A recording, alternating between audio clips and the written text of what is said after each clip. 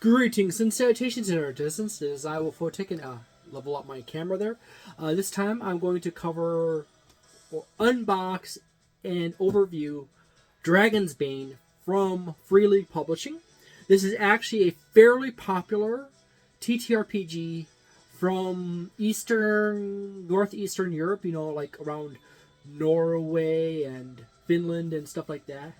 That region, you know, that fun area.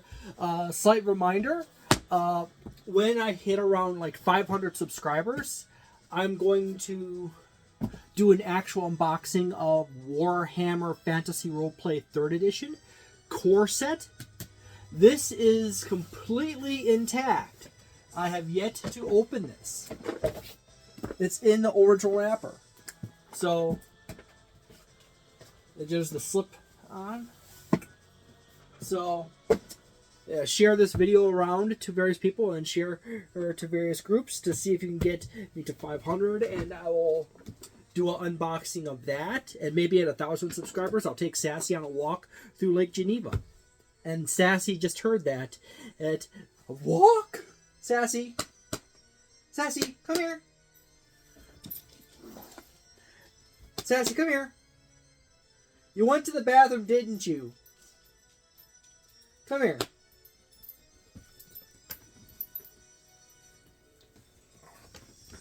I'll take this cute pupper on a walk to Lake Geneva. There you go, Sassers. But anyways, right back to this. This is a fairly chunky box. Please note that there is no MSRP marked on the back side of this box. I think I spent like $40 on this. There will be a link in the description below that goes right to the Amazon page that has the price on it. It's a fairly heavy box. It's about the standard size of a typical TTRPG starter box. But it's easy like 3 times as heavy as anything from Wizards of the Coast, which isn't saying much because most of the book starter boxes from Wizards of the Coast is actually pretty skimpy. Untreated box top. Yeah, you could use this as a dice tray if you really need to, but it's not that great.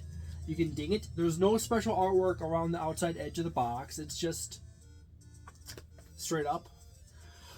You come with some dice, the standard set of dice that you need to play Dragonbane. Some pawn standees, the clip style. You have 2 decks of two piles of cards. This has a mixture of treasure in it.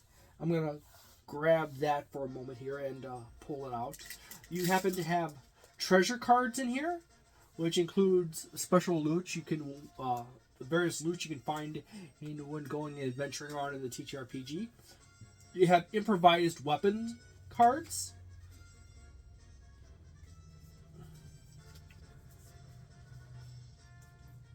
Location, cave, improvised weapon, inn, and so forth. So if you're an inn, you can find that. You got initiative cards, and so forth, which is simply an initiative card.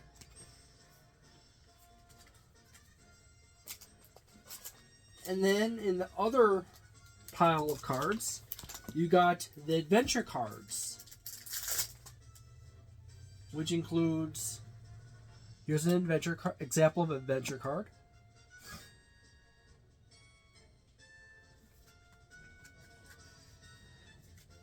And then you also have more treasure cards in here.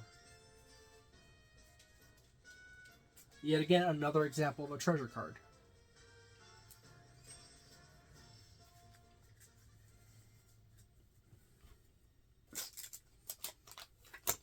Then, after the cards, you have a games catalog, which contains all the vast majority of the games listed that Free League Publishing offers in their collection. You got Dragonbane in the front, which is the newest one. You got Blade Runner.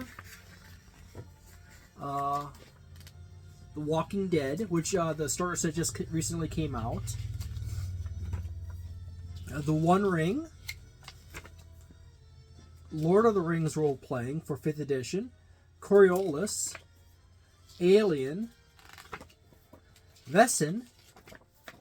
Mutant Year Zero. As well as Mutant Year Zero Zone Wars, which is a skirmish game. Forbidden Lands, which is also another game by another fantasy game. Might actually be a little more better than this. Twilight 2000, which would be roughly what, the 4th edition of that. Tales from the Loop, which is based on a TV show and a book series. Symborium, which also, there's a Symborium TTRPG, but there's also a 5th edition set in the world of Symborium for Dungeons & Dragons 5th edition. Then you have Morkborg and Into the Odd, as well as a few other fringe ones. You got as well in this pile here, you got the 2 most important things. Seasoning for that bad player in your group. You got a sheet here that basically goes over getting started with the Dragon's Bane. It's just a simple little over. You have the rule book. Now, Free League Publishing is easily one of the best companies around when it comes to TTRPG books and quality. Even their cheap books, they do fairly nice.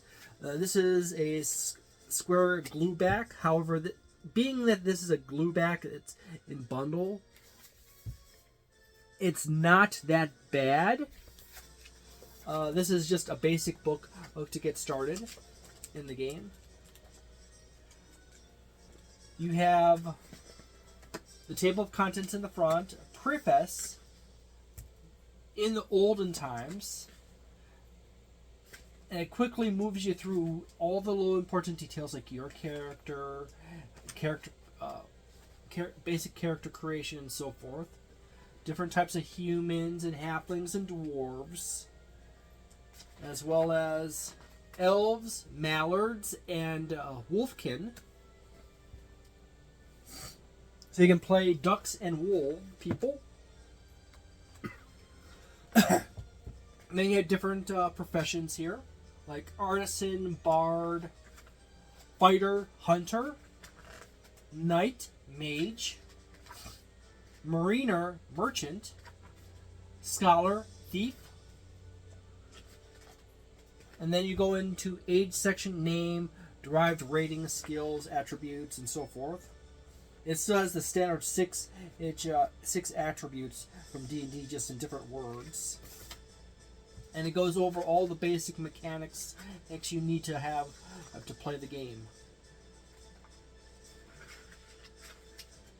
Heroic abilities, which is basically feats. And much, much more.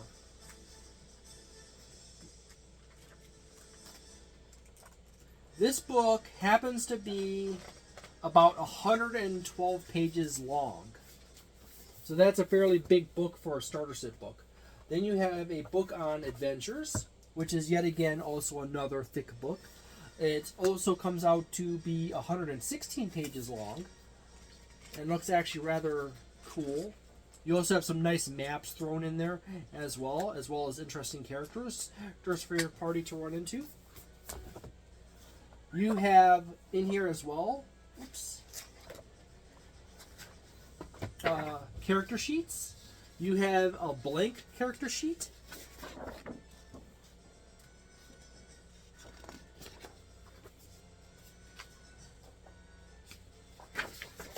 You can actually doubles as 2 character sheets because you have a front and back on it.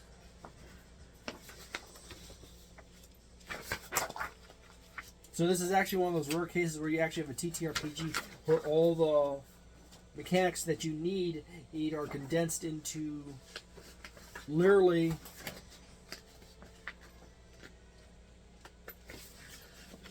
and then you have right back here character sheets that are pre-made. So You have pre-made character sheets that come with it as well.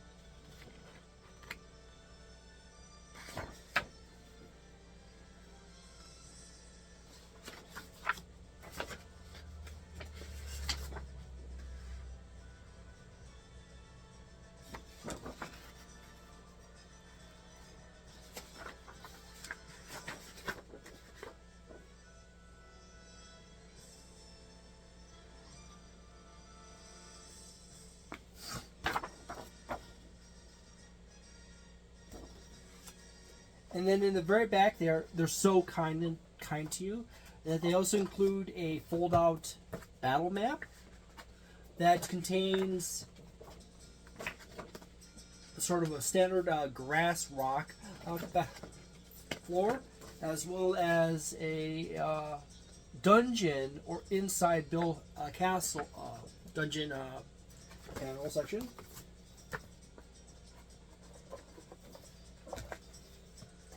You have a map of the world, which is actually really nice. They have it's actually quite thick. And then they have a special thanks section listing out all the people that helped out on this.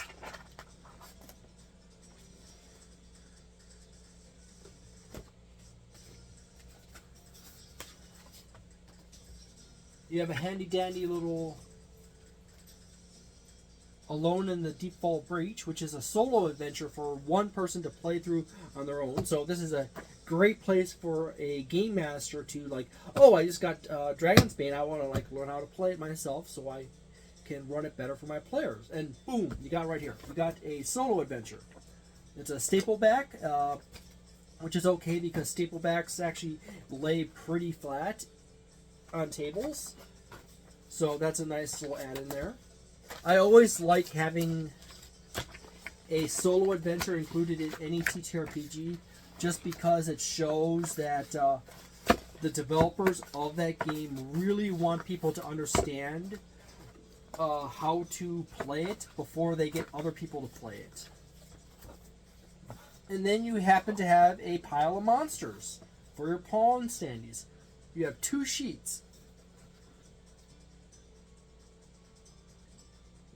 You have basic characters that you can play on the top, and then you have foes and enemies and other NPCs going down to the bottom.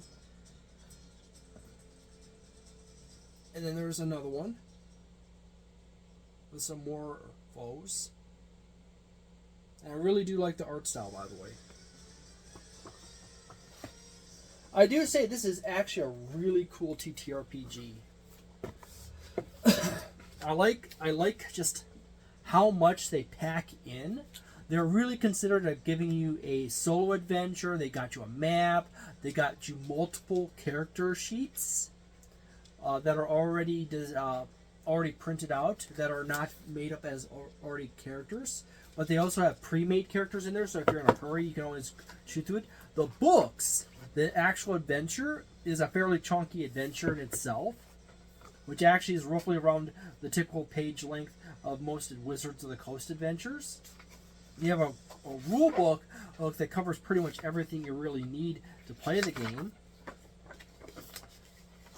They threw in a set of dice into the box, as well as a catalog, just in case you really liked what you got out of this, out of Dragonbane here. You can always go in like, hey, what other games does Free League produce? And that helps you out there. You got nice green dice. The only thing I do not like about the dice is that one of the numbers, I do believe it's a number 1, has a symbol on it. And personally, I do not like That is actually a really terrible thing that a lot of companies do, is that they will use they'll use symbols for a spot on the die, and that's like a thing that no company should ever do. And then they also do another little sin where they take the 20 and they make it into a quasi symbol, that's supposed to be like a number 20.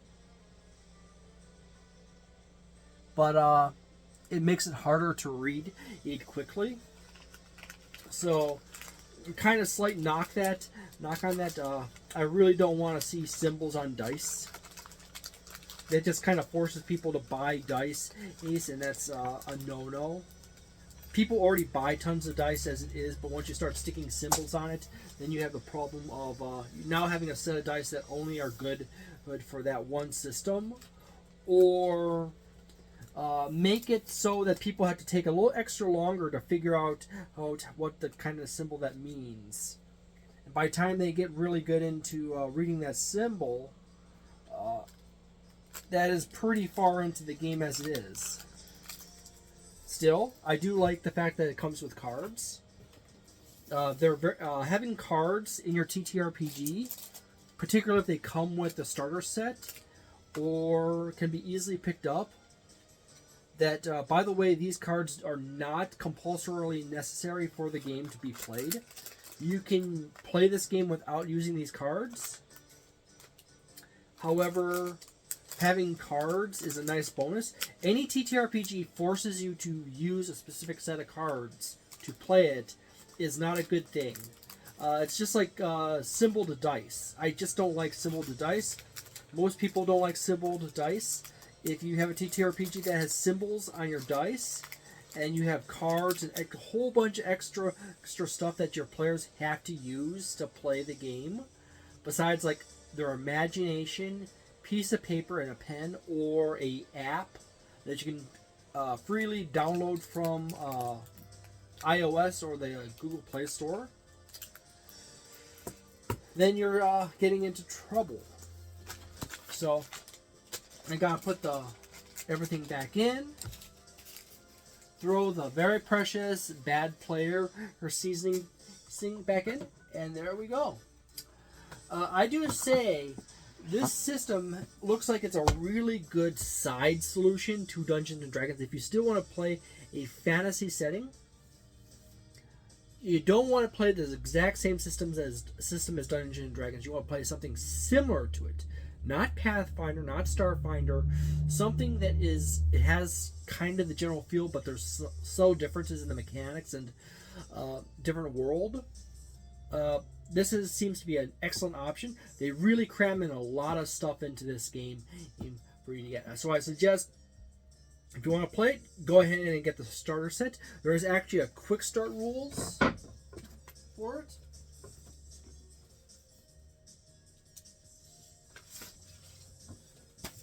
That are also out. It's just a thin little book. This actually is probably not that expensive. However, yet again, there is no MSRP on it, which annoys me. So I'm probably going to place this around like a 4-star straight up. I do like it a lot. So there you go. Thank you very much for watching this video. If you enjoyed it, please leave a like, subscribe, and share this video and any of my other videos around that you enjoy. And have a delightful day, a nice night, a wonderful week, and a magnificent month. And see you next time. Ciao.